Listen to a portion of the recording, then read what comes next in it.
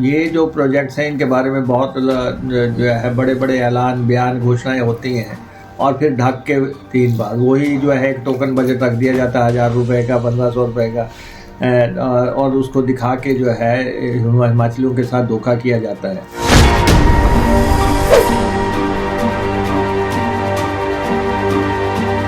बताना चाहता हूं जो लोग आज राजनीतिक बयानबाजी करने से गुरेज नहीं कर रहे हैं, अर्थहीन बयानबाजी कर रहे हैं कि जब आपके शासन की सरकार होती थी वर्ष 2009 से लेकर के 2014 तक कांग्रेस की आपकी सरकार होती थी तो उन 5 वर्षों के अंदर हिमाचल प्रदेश को मात्र 108 करोड़ रुपए रेल बजट के लिए मिले थे। 1 फरवरी को केंद्र सरकार ने बजट पेश किया।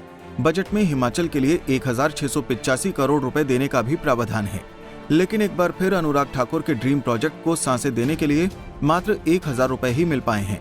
बड़ी बात है कि ये मिशन रिपीट हुआ है, क्योंकि पिछले साल यानी 2021-22 के केंद्रीय बजट में भी अनुराग ठाकुर के dream project Una Hamirpur rail line को मात्र 1000 रुपए ही मिले थे। लिहाजा जो रिएक्शन जनता का तब था वही इस बार भी है।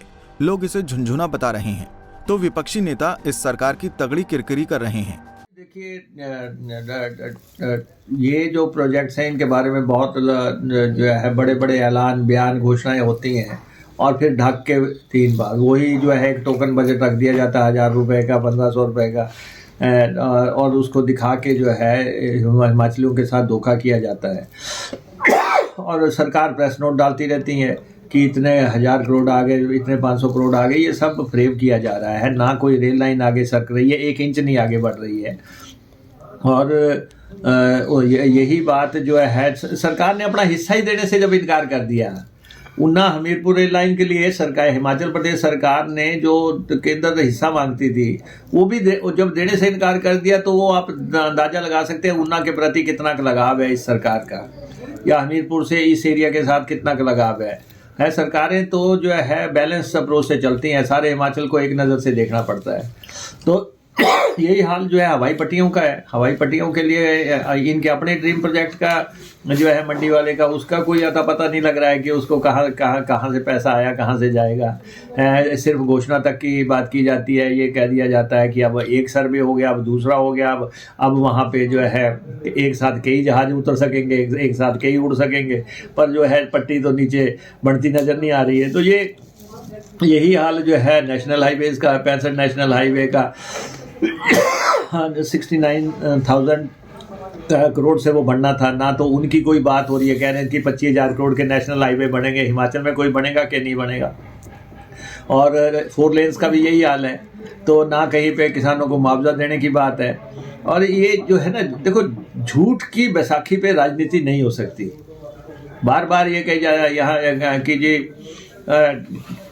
यहाँ कहते हैं कि जी ड्रग पार्क बढ़ेगा, हम कहते हैं चलो आप ड्रग पार्क बनाओ, कहते हैं जी 50,000 लोगों को नौकरी मिलेगी। भाई आप कुछ सही तो लगाओ ना, कोई बातें सही करो है। और हर चीज़ को बनाने के लिए एक अप्रोप्रिएट टाइम होता है। आप अब सिर्फ आप आज से मैं आपको ये कह देता हूँ, आज से लेके एंड तक आप जो बोलेंगे वो ऐलान बयान घोषणा तक सीमित रहेगा। वो पत्थर ही रहेंगे, आप पत्थर के सनम रहेंगे। बस इतना ही है कि आप जहाँ मर्जी पत्थर लगाते चलो, भगाते रहो प्रशासन को, दूसरे लोगों को। ये सिर्फ अब समय इनका सिर्फ घोषणाओं का समय है, ऐलानों का समय है। जिस रफ्तार से साल दर साल बजट में ऊना हमीरपुर रेल लाइन को 1,000 रुपए मिल रहे हैं, उससे तो मालूम पड़ता है कि पूरा बजट लोकसभा चुनाव वाले साल में ही मिल पाएगा। दरअसल उत्तर रेलवे ने साल 2017-18 के बजट में इस परियोजना को शामिल किया था। उस समय इसके लिए 2,850 करोड़ रुपए की लागत का आकलन रखा गया था, लेकिन साल 2019 में जब इसकी डीपीआर तैयार की गई तो इसका आकलन बढ़कर 5,821 करोड़ रुपए हो गया।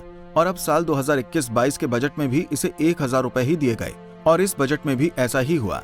हाल ही में केंद्रीय वित्त मंत्री श्रीमती निर्मला सीतारमन ने वर्ष 2022-2023 का वित्तीय बजट पेश किया है।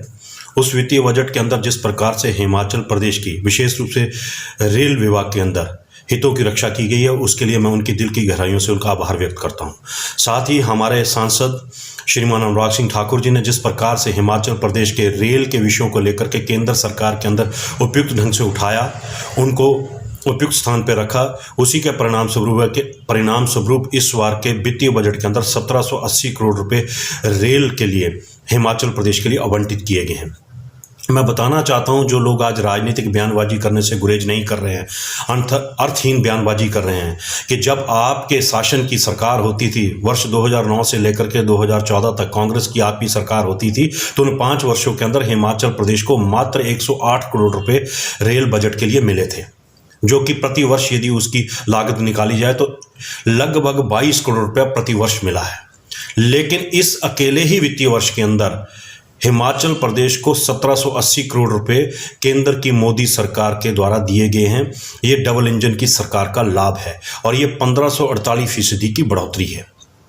आज जो लोग बात करते हैं कि हिमाचल प्रदेश के अंदर ऊना हमीरपुर रेल लाइन के लिए केंद्रीय वित्त बजट के अंदर क्या हुआ, मैं उनको बताना चाहता हूं कि आपके समय में रेल लाइनों के प्रोजेक्ट 20-20, 40-40 वर्षों तक लटके रहते थे, लेकिन मोदी जी की सरकार के लगातार प्रयासों के कारण ही आज हिमाचल प्रदेश का एकमात्र ब्रॉडगेज रेल लाइन ऊना से लेकर के दौलतपुर कंप्लीट हिमाचल का जो पूरा क्षेत्र है उसको संपूर्ण कर चुका है। वहाँ तक रेल लाइन पिछले 7 वर्षों तक बिछी और रेल का यातायात का साधन भी वहाँ पर डेवलप किया गया है। उसके साथ साथ बनूपली बिलासपुर रेल लाइन के लैंड एक्विजिशन का काम लगभग 90% पूरा हो चुका है। वो रेल लाइन हिमाचल प्रदेश की ही नहीं बल्कि इस देश की सामरिक दृष्टि से भी इंपॉर्टेंट है। औद्योगिक क्षेत्र को बढ़ावा मिले उसके लिए चंडीगढ़ बद्दी रेल लाइन को भी बजट के अंदर उपयुक्त स्थान दिया गया है। मैं उन कांग्रेसी नेताओं को बताना चाहता हूं कि मात्र भ्रामक राजनीति मत करिए, राजनीति में बने रहने के लिए भ्रामक बयानबाजी मत कीजिए, अर्थहीन बयानबाजी मत कीजिए। अपने उस कांग्रेस के शासनकाल को भी पढ़िए और स्टडी कीजिए जिसके अंदर आप हिमाचल के हितों की कभी रक्षा नहीं कर पाए। आपके हिमाचल प्रदेश में आपकी पार्टी के नेता केंद्र के अंदर मंत्री भी रहे हैं, तब भी इस रेल लाइन के लिए मात्र 1 रुपया भी 2 वित्तीय वर्षों के अंदर 1 रुपया वित्तीय बजट के अंदर आवंटित किया जाता था, जो कि बहुत बेहद ही शर्मनाक बात हुआ करती थी। आप कम से कम अपने आपकी सरकार को द्वारा किए गए कुकृत्यों को देखिए, उसके पश्चात बोलने की हिम्मत जुटाइए, मात्र राजनीति में मत बोलिए। ऊना हमीरपुर रेल लाइन के लिए जहां प्रदेश के यशस्वी मुख्यमंत्री बहुत संजीदगी के साथ इस विषय के ऊपर अपनी टिप्पणी कर चुके हैं, निश्चित रूप से आने वाले समय में हिमाचल प्रदेश की जो एक और दूसरे जिले को ब्रॉड लाइन के साथ जोड़ने का जो सपना हिमाचल प्रदेश के लोगों का है उसके ऊपर हम सफल होंगे। और जहां पे केंद्र के अंदर श्रीमान अनुराग सिंह ठाकुर अपने रेल के हितों की बात को और हिमाचल के हितों को उठाएंगे, वहीं पर प्रदेश के मुख्यमंत्री ने भी उन विषयों को बड़ी सारगर्भिता के साथ और पूर्णता के साथ केंद्रीय वित्त मंत्री के साथ साथ केंद्रीय रेल मंत्री के साथ भी उठाया है। निश्चित रूप से हिमाचल प्रदेश सरकार के जो कदम है वो कारगर सिद्ध होंगे और आने वाले समय में ऊना हमीरपुर रेल लाइन को भी एक बिल्कुल जो विकास का जो दरवाजा है वो जल्द ही खुलेगा। इसके साथ ही आपको बता दें कि केंद्र सरकार की तरफ से 63.1 किलोमीटर लंबी भानुपल्ली से बिलासपुर रेल लाइन के लिए 1200 करोड़ के बजट का प्रावधान किया। वहीं 83.75 किलोमीटर लंबी नंगल ऊना तलवाड़ा रेल लाइन के लिए 335 करोड़, चंडीगढ़ से बद्दी 31.5 किलोमीटर लंबी रेल लाइन के लिए 150 करोड़ रुपए का प्रावधान है। मुकेरिया से तलवाड़ा रेल लाइन की साइट की भू अर्जन का काम चल रहा है। वहीं जेजों और होशियारपुर को ऊना से जोड़ने की कोई बात नहीं। हिमाचल प्रदेश में रेल प्रोजेक्टों को लेकर बड़े लंबे समय से कदमताल चल रही है। वर्ष 1973 में नंगल से तलवाड़ा के बीच रेल लाइन बिछाए जाने को लेकर पहली बार शिलान्यास हुआ था। उसके बाद काफ़ी लंबी चौड़ी कवायदें हुई। वर्ष 1991 में ऊना ब्रॉडगेज रेलवे स्टेशन पर पहली बार ट्रेन पहुंची। तलवाड़ा तक काम जो है भूमि अधिग्रहण का चल रहा है और ऊना के दोनों छोर जो है वो मिल चुके हैं। इस बार की बजट की बात करें तो बनूपली से बिलासपुर रेल लाइन के लिए 120 करोड़ रुपए मंजूर हुए हैं और 63 किलोमीटर लंबी ये लाइन होगी। ऊना तलवाड़ा रेल लाइन की अगर बात करें तो 335 करोड़ रुपए बजट में प्रावधान किया गया है। मुकेरिया से तलवाड़ा की साइड का भूमि जो अधिग्रहण का मामला जो है वो चल रहा है। चंडीगढ़ से बद्दी के लिए 150 करोड़ रुपए जो स्वीकृत हुए हैं बजट में और 31 किलोमीटर ये लंबी रेल लाइन बिछेगी। बड़ी बात यह है कि ऊना से हमीरपुर के लिए जो रेल लाइन की बात थी उसमें 3 सर्वे हो चुके हैं।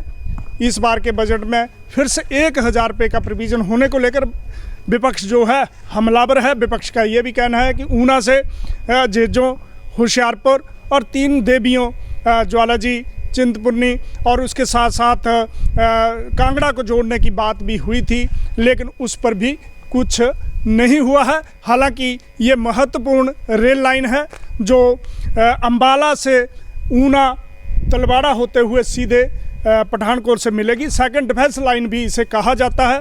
इसको लेकर भी अभी जो ज़मीन अधिग्रहण का मामला है ये फंसा हुआ है।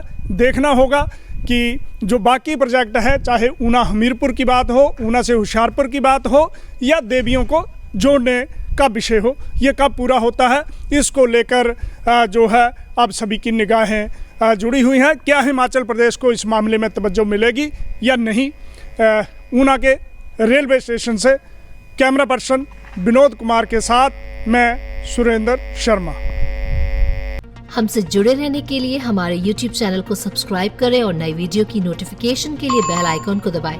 अगर आप ये वीडियो Facebook पर देख रहे हैं तो लाइक जरूर करें और ज्यादा से ज्यादा शेयर करें। इसी तरह के और भी अपडेट्स के लिए फॉलो करें हमारा Instagram पेज himachal.k3।